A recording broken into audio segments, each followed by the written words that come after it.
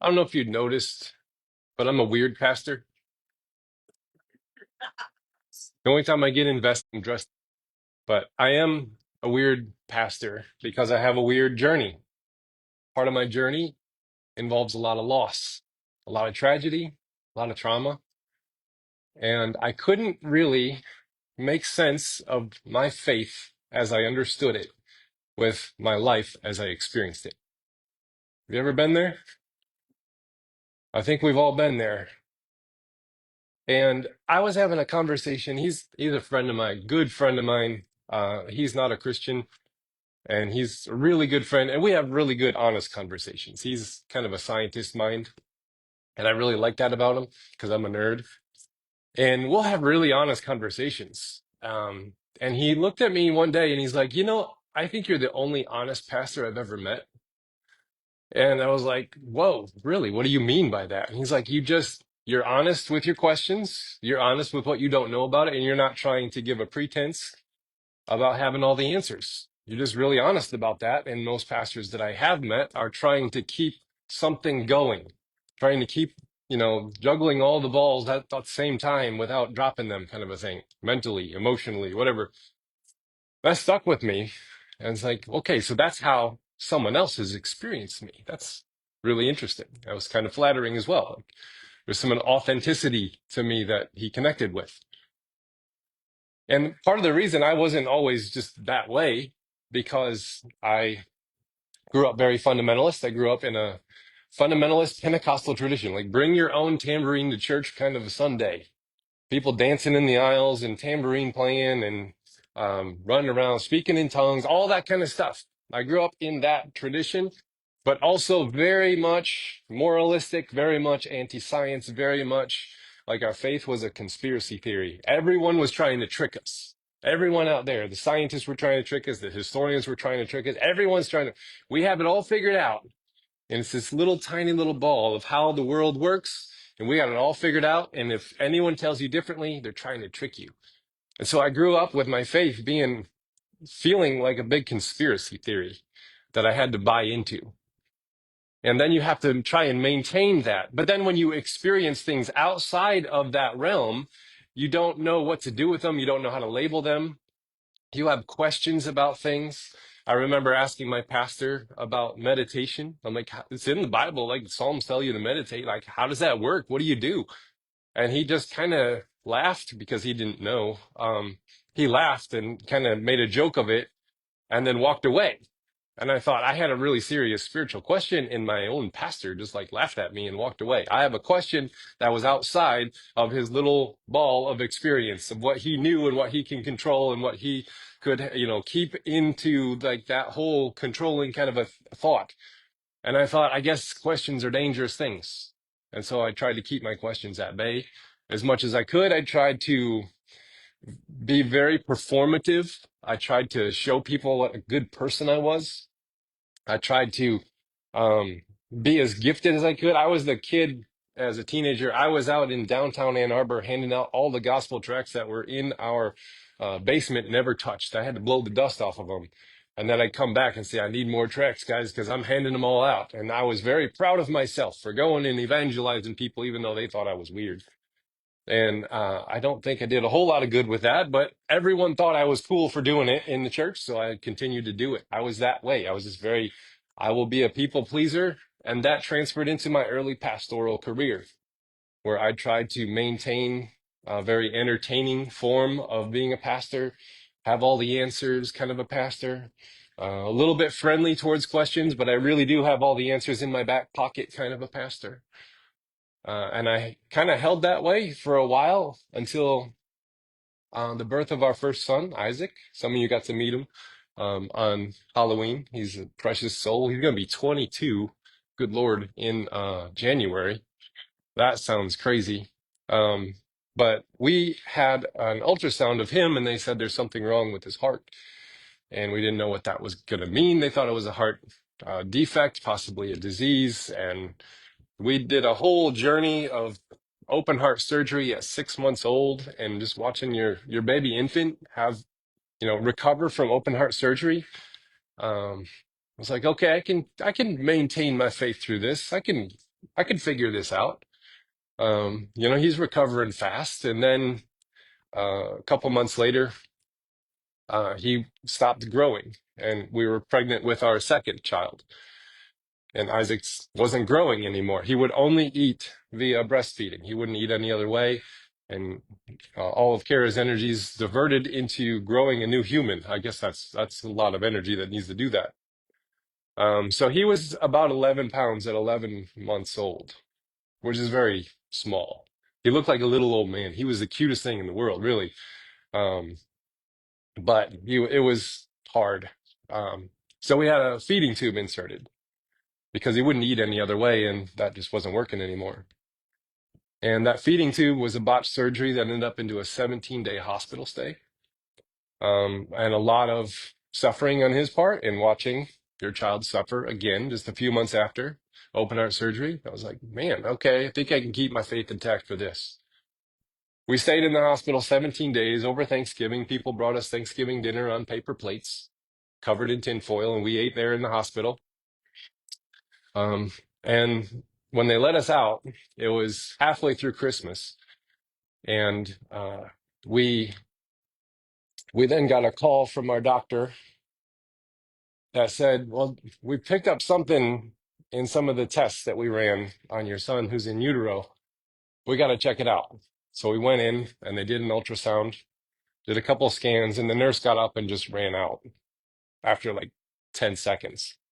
And I'm like, well, geez, that can't be good, but we'll hang on to stuff. We're going to get through it. And then she came back in with the doctor. And I was like, oh, crap. Probably something not good. Probably something that they found that's not going to be great. And the doctor picked it up and he did about 20 seconds of looking around with the ultrasound wand. And then he said, I'm very sorry to tell you this, but your son has a neural tube defect. He's not going to survive after birth.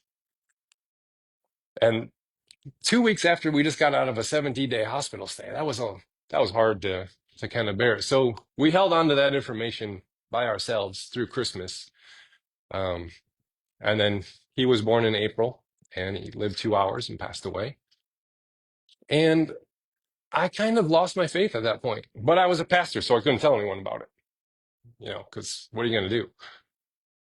And my prayer for about, I don't know, 4 years was, well, God, it appears you're just going to do whatever you want to do. My prayers didn't matter. Um, you're just going to do whatever you want to do, so I'll just try and stay out of your way. That was my prayer for like 3 years as a pastor, trying to keep up the facade of juggling all the things and doing all the stuff and just being so angry at God for a long time. And then some things happened. I started to see my faith in a new light.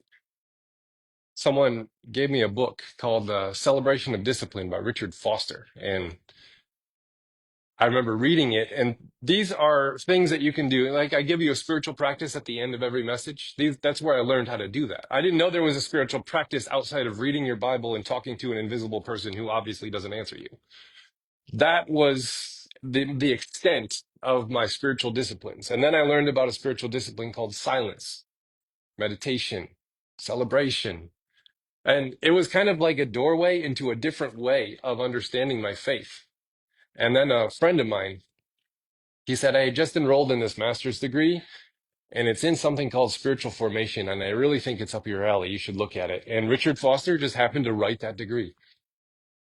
And I said, okay. And I enrolled, not because I was curious, not because I was smart, not because I thought I'm something special, but because I was desperate.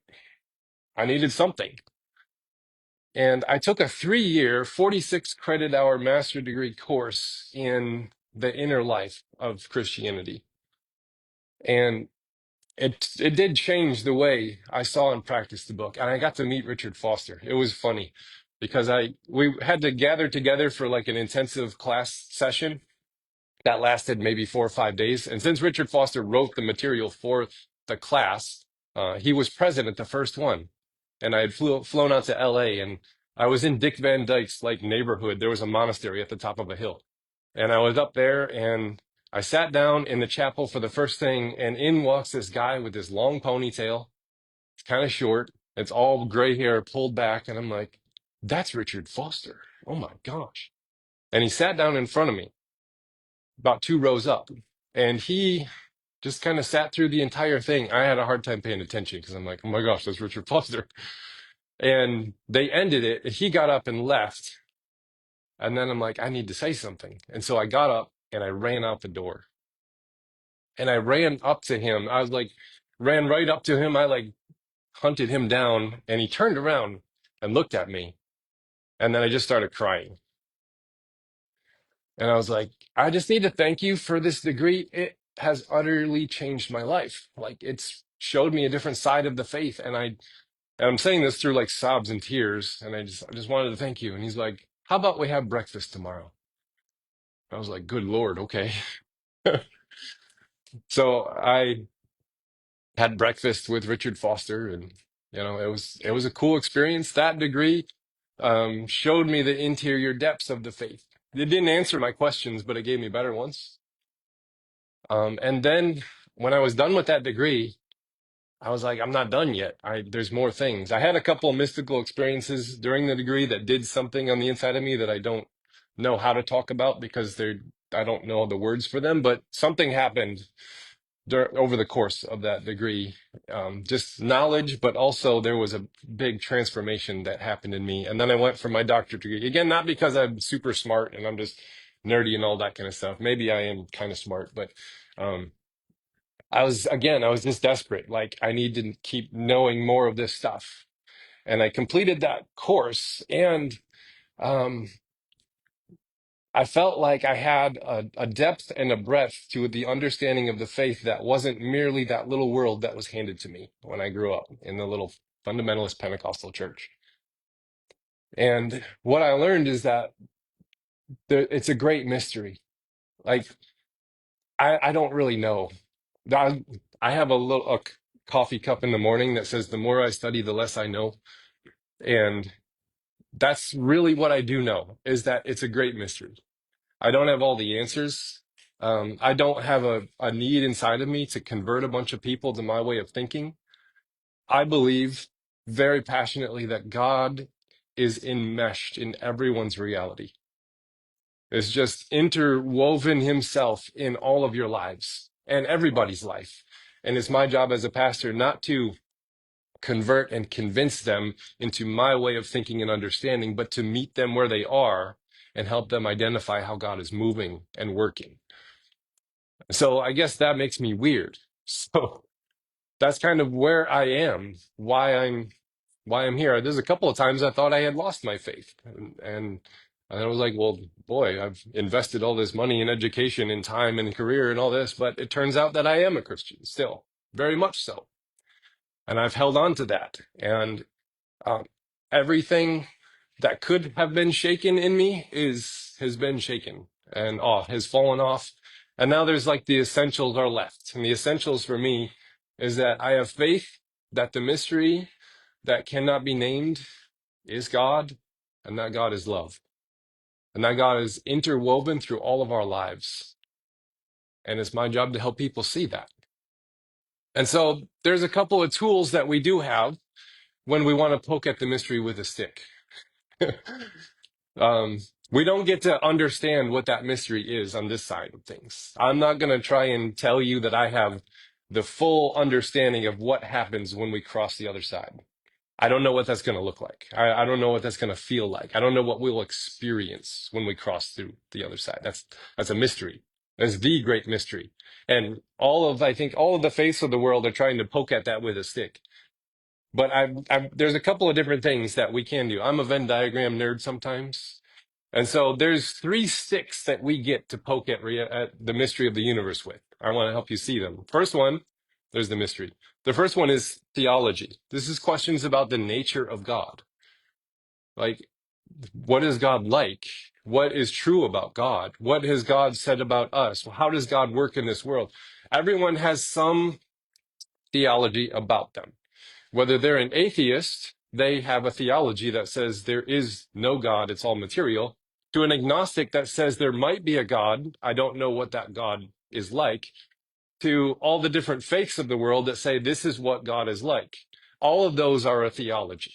It's a study of God, and it's a trying to poke at the mystery of the universe with a stick called theology. We all get one of those. Theologians are not just special people that understand the Bible really, really well. Anybody who asks a question about God is doing the work of theology in that moment. Then we also have philosophy. Philosophy is the questions about meaning and morals. Why are we here? What are we up to? What is the meaning of life? Um, what does it mean to live a good life, to be a good person? Those aren't theological questions. Those are philosophical questions, because you can find some pretty weird things in the Bible, and if you make a morality out of genocide in the Old Testament, you're going to be in a hurt bunch of trouble. We have to read the Bible with a philosophical lens too, and say, what's the meaning of this? Ethics, morals, all that kind of stuff. So that's a big one to poke at reality with a stick with that. And then you have science, and that's the questions about experience. We're all living in this physical world, and there are physical things in this world, and science does its best to identify them, to understand them, to see how they work. There's something called the scientific method.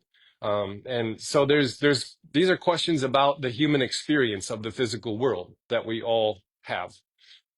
You're doing science when you look at a leaf really closely and say, how does this work? This thing's interesting. That's a question of science.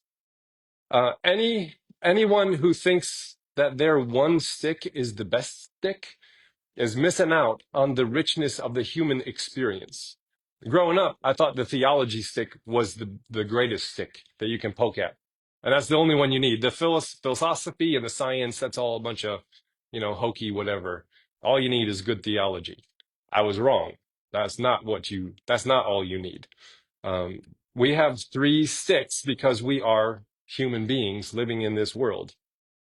But sometimes you think that one doesn't have to do with the other. What does science and theology have to do with each other? What does science and philosophy, or theology and philosophy? Sometimes these things mix up. And when theology and philosophy partner up, get together, you get to ask really important questions about meaning in the human experience. Like, what does it mean to be here, in relation to who God is and who we know God to be?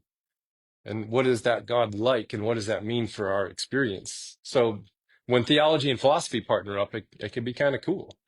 And when theology and science partner up, you don't get weird science that says, the earth is only 6,000 years old and it's flat. And that's weird stuff. That's theology rejecting science and saying we don't need that. We have the Bible for that. But when theology come together with science, you can explore the human experience, and you can know that there are things beyond the material world that we can explore together. Question of the human experience. And then when science and philosophy get together, you can get some really cool questions out of stuff. And I taught philosophy to high schoolers for a little while, a couple of years. I did 2 semesters full, and almost all of the science started in philosophy, because philosophy has a question and then science comes together and is like, let's make a hypothesis, let's test it, let's figure this stuff out, and then we'll see if it's true according to the scientific method. So those are the big sticks that we have to poke at the reality of what's real in the universe. And not one is better than another. They're all needed, because we're human beings living in a physical world, but we also have a soul to us. And we're also trying to find meaning. And science can't really study art and come up with what's beautiful. That's not its role. That's the role of philosophy, right? So science can't then prove or disprove the existence of God.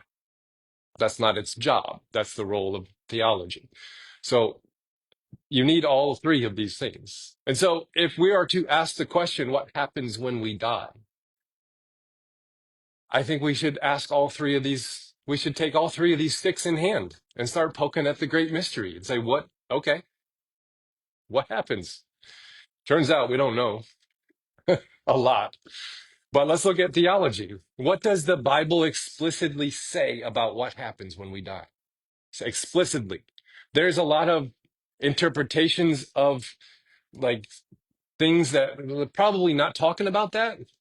So I excluded from the list of things explicitly talked about the parables of Jesus. Jesus was not telling stories to tell us about what's going to happen in the afterlife. He was telling stories about what it means to be poor under Roman rule and faithful to God. The parables of Jesus are not trying to give us a picture of the afterlife. The parable of Lazarus and the rich man is not about what happens when you die, but about why the rich of the land should not oppress the poor. So we can't really take those into effect into here. The other one I didn't use is the book of Revelation. The book of Revelation is apocalyptic literature about the coming collapse of the Roman Empire. It's not about let's peek behind the metaphysical veil and see what heaven looks like. Streets of gold, pearly gates, all that kind of stuff. Probably all metaphor. I don't know if there's a literal street of gold or a pearly gate or whatever, what happens when we cross the other side. So we're left with, what does the Bible explicitly say happens when we die? Here's one thing it says: to be absent from the body is to be in the presence of God. We know that. I don't know what that means and what it looks like and what it feels like, but that's what one thing it says. So if you have ever been to a funeral of a loved one and you look at them in the coffin, you know that there's something missing from them. Doesn't matter how good the funeral director has made your loved one look and how they're dressed and the makeup and whatever. They can do a great job on that thing, but you can still tell there's something missing from them in that moment. And that thing that is missing, the Bible calls spirit or breath or soul. Is there a distinction between the three of those? I don't know. There's some theological camps that think there's three things and some that think there's two. I don't care. There's a separation of your breath or your spirit. It's the same word in Hebrew: breath, spirit, and wind, from your body. So we know that's one thing. Paul said in 2 Corinthians 5:8, we are of good courage and would rather be away from the body and at home with the Lord. That's one thing he said happens when we die. Paul speaks of the body being full of aches and pains and trials and traumas. And to be spirit without body is to not have those afflictions on you. So it's like, okay, there's one thing that the Bible explicitly says. Ecclesiastes 12:7 says that also. It says, then shall the dust return to the earth as it was, and the spirit returns to God who gave it. That's pretty explicitly saying this is what happens. That was King Solomon, and he was awfully depressed. He was at the last part of his life. He was the richest man in the whole world, the most powerful man in the whole world. He was very depressed because he had done all this stuff to like bring all the power under one roof and just under him, and he was rich and he was depressed, and he's like, wow, this is all vanity, vanity is what he says, emptiness, meaninglessness. So his statement, we will return to dust and the spirit goes back to the Lord, he's saying that in a depressed way because he had spent his life collecting power and riches and money and glory and fame. And now at the end, he's going to lose all that and just go back to be that naked spirit before God's presence. And he's not happy about that because he worked his whole life to get where he was. And then in Philippians, Paul also says, my desire is to depart and be with Christ, for that is better.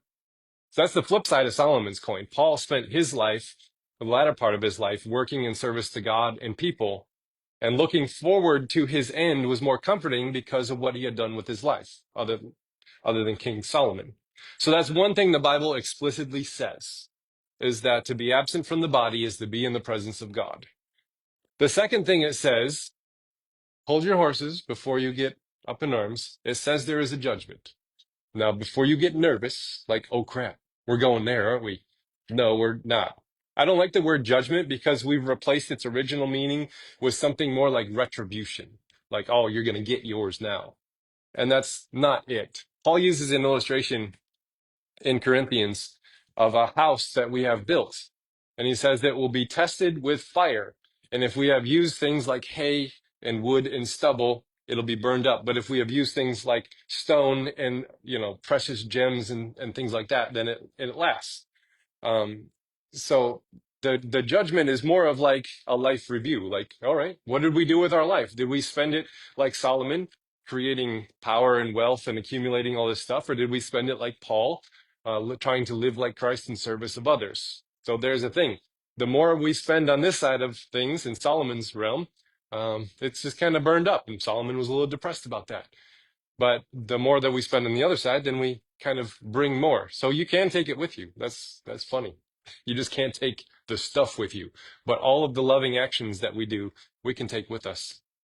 Jesus makes it a little bit more clear when he says, when we do loving actions for the most vulnerable, the least of these, it's a form of hospitality to Christ. It's something that lasts. Another, again, like the Paul versus Solomon thing.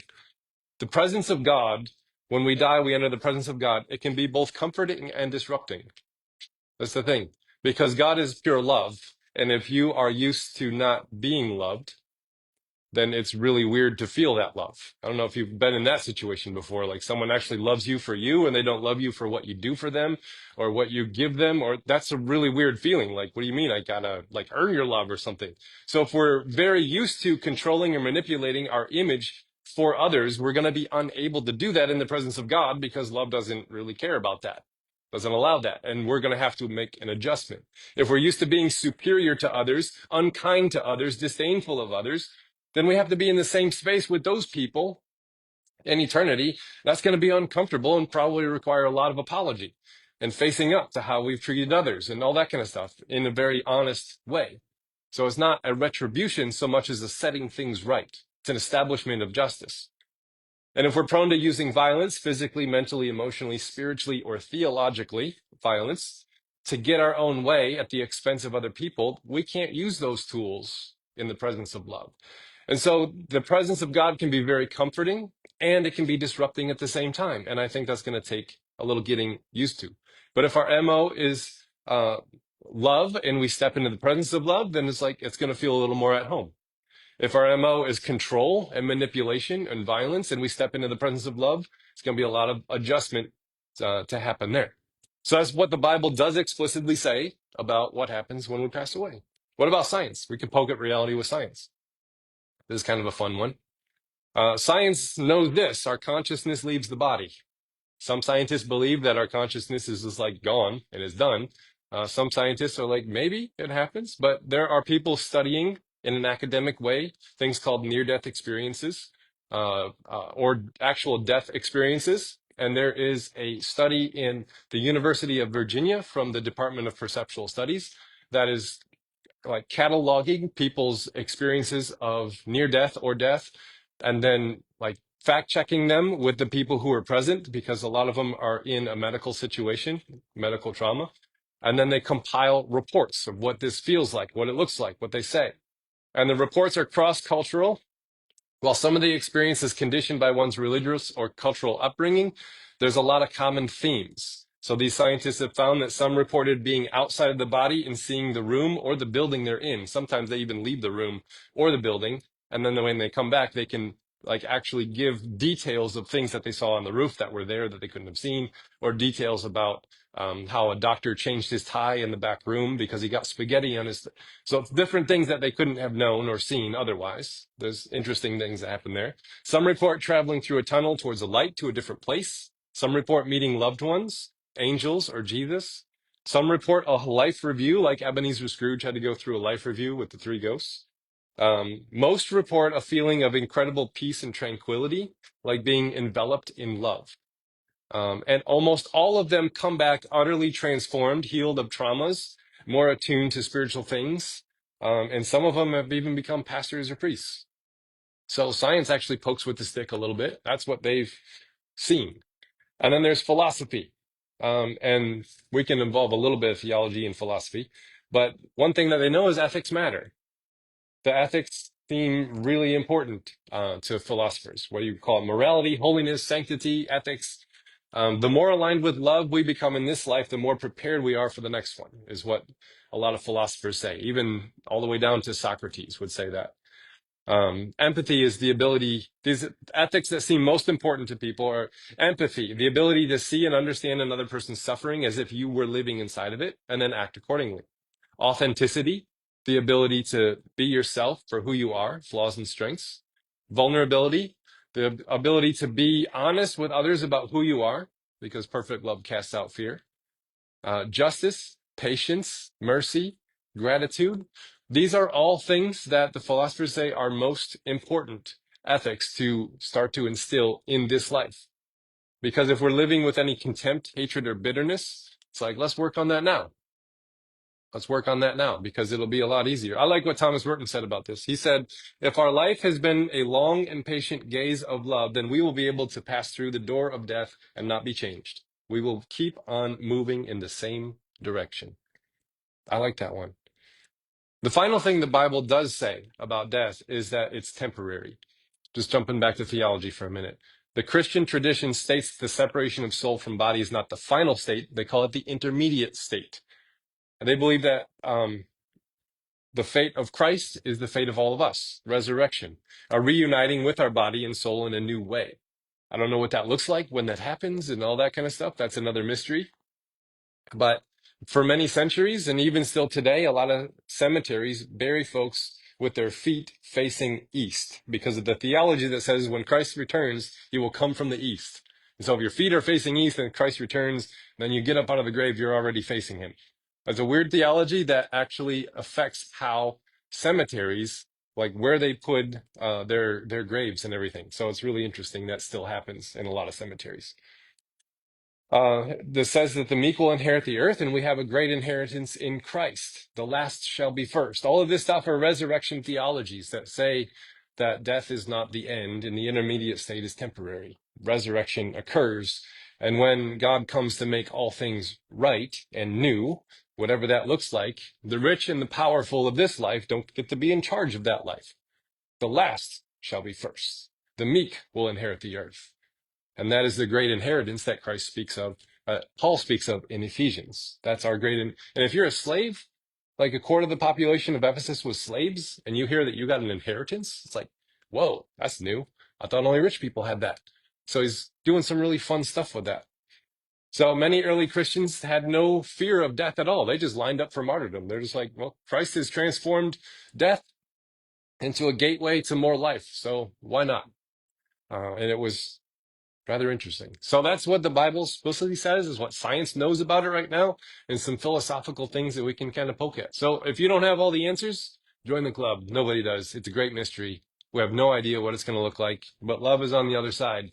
And we need to prepare ourselves to meet love. And that means to live in love as much as we can in this life, so that when we cross the veil, we continue in the same direction, as Thomas Merton says. And so here's a spiritual practice for you and a reflection question. And I only got one reflection question. What do I fear most about loss? And here is a spiritual practice for you to try. Take some time each morning and perform an audit on your heart. What is not in line with love? Our benediction today is Psalm 32, retold by Malcolm Guite. It says this: in your deep silence and your mystery, you led me to confess and be forgiven. You gave me the relief of honesty. How long and bitterly I might have striven with all the guilt that I could hardly name. How painfully my heart may have been riven by hidden memories and secret shame. Instead, you blessed me with a new beginning, unbound me from the bands and brands of blame, my false accounts of losing or of winning, and called me to come forth like Lazarus and start my life again, rejoicing, singing, baptized and born in your mysterious and all-involving love, a love that lifts, a love that comforts and embraces us. That is Psalm 32, retold by Malcolm Guite.